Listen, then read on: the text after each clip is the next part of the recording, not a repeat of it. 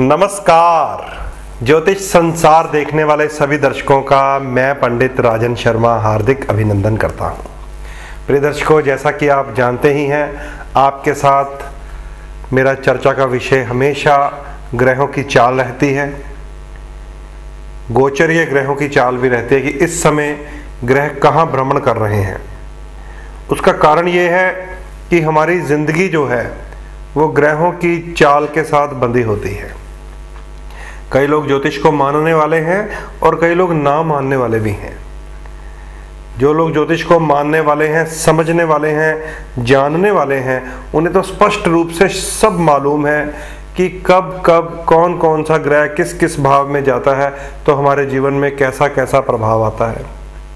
और यहाँ तक कि ज्योतिष के ही माध्यम से चंद्रमा की चाल को अगर आप पढ़ना सीख जाएं कि हर 1.25 दिन बाद चंद्रमा आपकी जन्मपत्री के किस भाव में भ्रमण कर रहे हैं, तो आप यकीन मान लीजिए अपने हर रोज के जो आपके कार्यक्रम हैं उनको तय पहले ही कर सकते हैं। आपके लगन की राशि से जब भी चंद्रमा 6, 8वें या 12वें भाव में जाए लगन की राशि से, तो वो दिन जो हैं जब जब चंद्रमा 6, 8वें और 12वें स्थान में होगा, उन दिनों की परेशानियों से आपको ज्योतिष के विषय में पूर्ण ज्ञान हो जाएगा। ये एक सटीक बात है जो मैं आपसे कह रहा हूं। तो ऐसे ही फिर राशिफल, जिसे दैनिक राशिफल कहा गया है, वो निकाला जाता है। हालांकि राशिफल निकालने का जो सिस्टम है वो चंद्र राशि से ही देखा गया है कि आपकी राशि ये है, मेष राशि वालों का दिन ऐसा जाएगा, वृष वालों का ऐसा। लेकिन अगर स्पष्ट रूप से आप स्वयं अपने बारे में जानना चाहते हो तो चंद्रमा की चाल को जानना शुरू कर दीजिए पंचांग के माध्यम से, और अपने लगन से चंद्रमा को देखते जाएं किस किस भाव में जाता है। तो आपको आपकी दिनचर्या पता चल जाएगी कि आने वाले कल में क्या क्या हमारे साथ होने की संभावनाएं हैं। तो ये बहुत ही सुंदर एक माध्यम है ज्योतिष भविष्य में झांकने का और भविष्य को संवारने का। इसलिए हमेशा हमें अपनी पैनी दृष्टि ग्रहों की चाल के ऊपर रखनी है।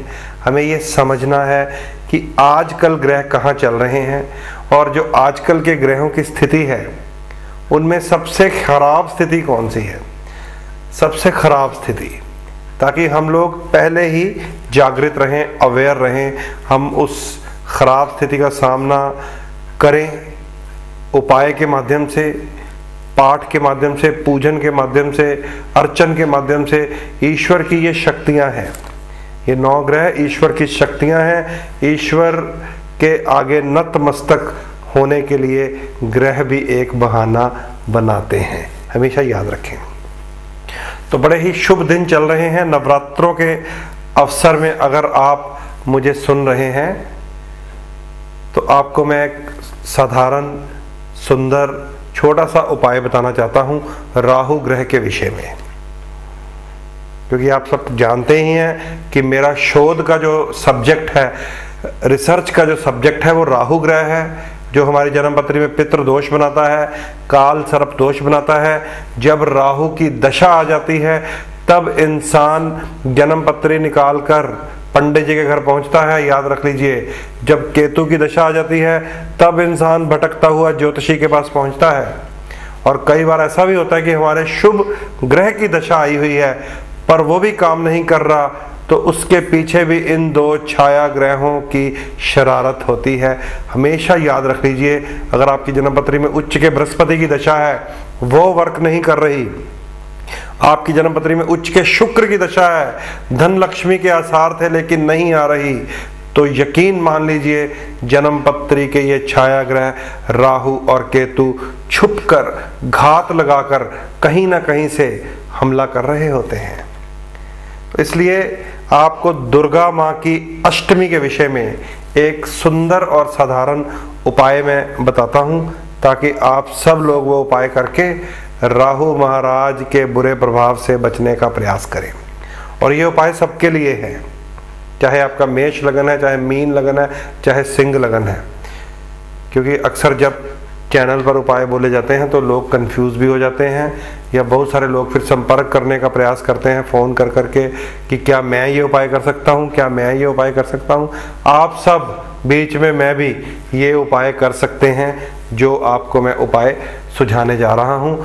दुर्गा अष्टमी के रोज़ ये उपाय विशेष रूप से किया जा सकता है, खासकर इस समय जब नवरात्रे चल रहे हैं और अष्टमी आ गई है माँ दुर्गा की, तो बहुत सुंदर फल मिलेगा।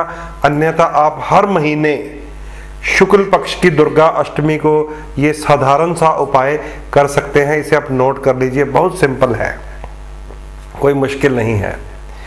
18 नारियल आपको लेने हैं पानी वाले, 18 नारियल और एक सुंदर ध्वजा, जिसे हम तिकोनी लाल झंडी या सुंदर सा लाल झंडा भी कह सकते हैं। 18 नारियल और एक लाल झंडा दुर्गा अष्टमी के रोज, चाहे सुबह चाहे शाम, आपको सब कंफ्यूजन यही क्लियर कर देता हूँ, चाहे अष्टमी के रोज आप सुबह चाहे शाम माँ दुर्गा के स्थान पर जाएं, देवी के मंदिर में जाएं और पंडित जी से कहें कि 18 नारियल की भेंट इकट्ठी माँ दुर्गा के चरणों में लगा दीजिए और एक सुंदर ध्वजा लेकर जाएं, सुंदर झंडा लेकर जाएं। माँ जगदम्बा के बिल्कुल बगल में अगर हनुमान जी लंगर वीर के रूप में हो तो हनुमान जी के कंधे के ऊपर एक सुंदर सी ध्वजा लगा दें, अगर ना हो तो यूं ही माँ के चरणों में अर्पित एक ध्वजा कर दें। तिकोनी लाल झंडी होनी चाहिए जिसे केतु का स्वरूप माना जाता है।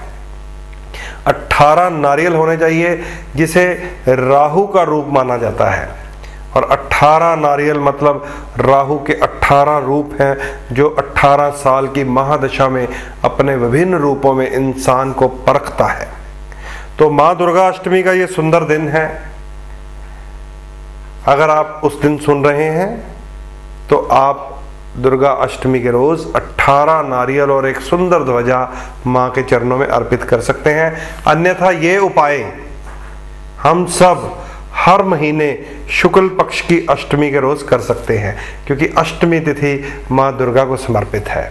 और दुर्गा माँ के चरणों में जाकर भैरव ने अपना सर चढ़ा दिया था। जिन लोगों को माँ वैष्णो की कथा मालूम है, वैष्णो देवी जो जाते रहते हैं, जिन्हें ये पता है कि माँ वैष्णो देवी की यात्रा तब तक पूर्ण नहीं होती जब तक भैरव घाटी में भी मत्था ना टेका जाए।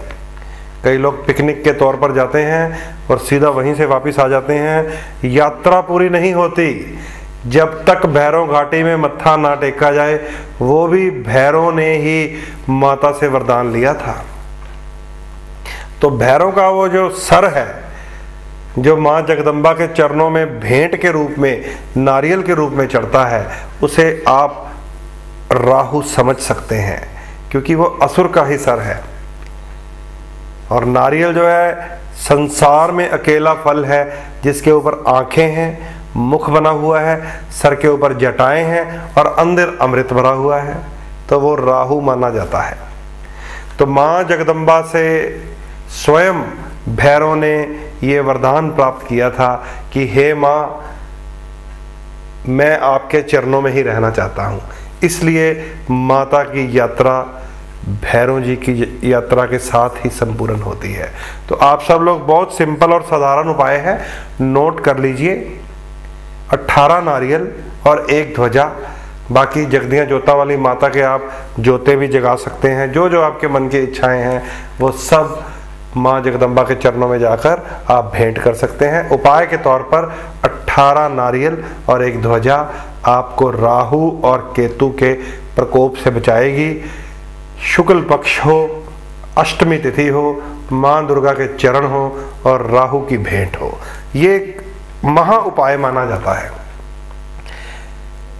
राहु और केतु के विषय में जितना मैंने रिसर्च किया है, जितना मैंने शोध किया है, जितने मैंने लोगों से उपाय करवाए हैं, जितना फिर मैंने फीडबैक लिया है, जब जब लोग पूर्ण शिद्दत से उपाय करते हैं, पूरी श्रद्धा से उपाय करते हैं, पूर्ण नियम का पालन करके उपाय करते हैं, उन लोगों को वो रिजल्ट मिले हैं, उन लोगों ने वो जीवन के फायदे उठाए हैं, उन लोगों ने ज्योतिष को समझ लिया है, मान लिया है, जान लिया है, और ये भी जान लिया है कि जन्म पत्री में सचमुच अगर कोई भूचाल पैदा करता है, हड़कंप पैदा करता है, वो राहु और केतु ही है।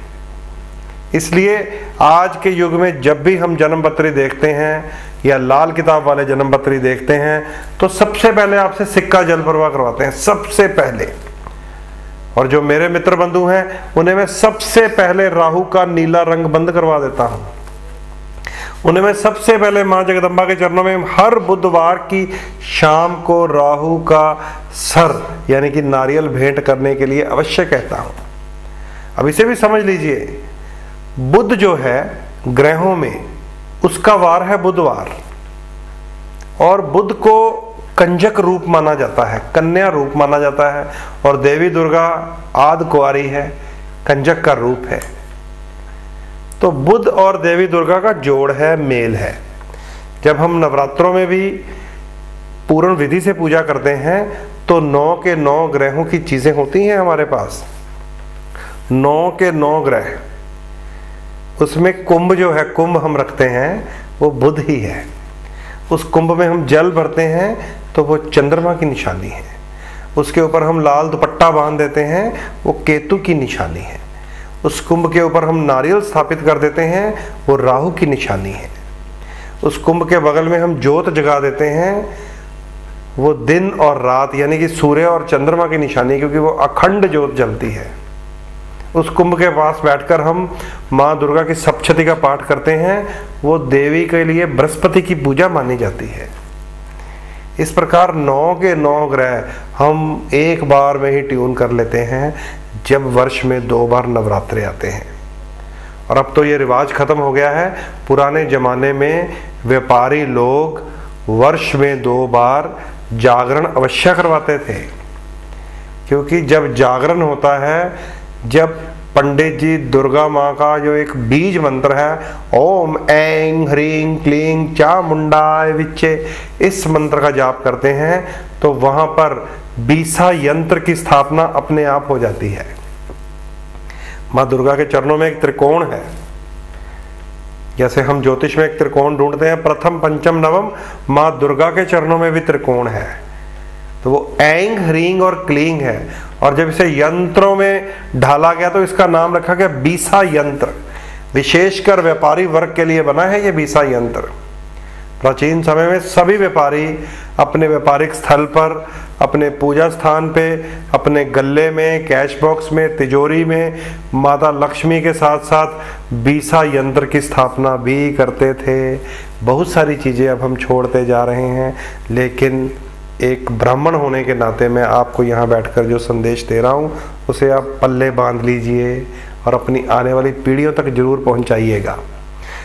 ओम ऐं ह्रीं क्लीं चामुंडाय विच्चे, इस मंत्र से कीलित बीसा यंत्र अपने पास रखने से सर्व प्रकार की सिद्धि और सफलता भी प्राप्त होती है। तो ये सुंदर आपको मैंने मंत्र भी बताया, यंत्र के विषय में भी बताया है। 18 नारियल और 1 ध्वजा आप शुक्ल पक्ष की अष्टमी के रोज माँ दुर्गा के चरणों में भेंट कराएं। राहु का उपाय भी मैंने आपको बताया है। तो ये उपाय आप दशमी पर भी कर सकते हैं, नौमी पर भी कर सकते हैं, अष्टमी पर भी कर सकते हैं। ये उपाय आप दशमी पर भी कर सकते हैं, नौमी पर भी कर सकते हैं, अष्टमी पर भी कर सकते हैं।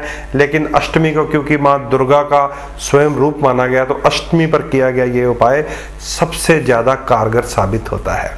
तो दर्शकों, समय ने हमें रोक दिया है। दिल तो करता है आपके साथ और बातें साझी करूं एक ही रोज में, लेकिन कल और बातें साझी करेंगे। अपनी अपनी जन्म पत्री अवश्य दिखाइए, देखिए आपकी जन्म पत्री में ये छाया ग्रह राहु और केतु कहाँ छुपकर घात लगा रहे हैं और कैसे इनके हमलों का सामना किया जाए और इनके ऊपर विजय प्राप्त की जाए, ये आपको एस्ट्रोलॉजर ही बता सकता है। तो अपनी जन्म पत्री दिखाने के लिए आप स्क्रीन पर आ रहे मेरे नंबरों पर संपर्क कर सकते हैं, ताकि मुझसे मिलने में आपको किसी प्रकार की दिक्कत ना हो। यही संदेश देता हुआ आपसे इजाज़त चाहता हूँ।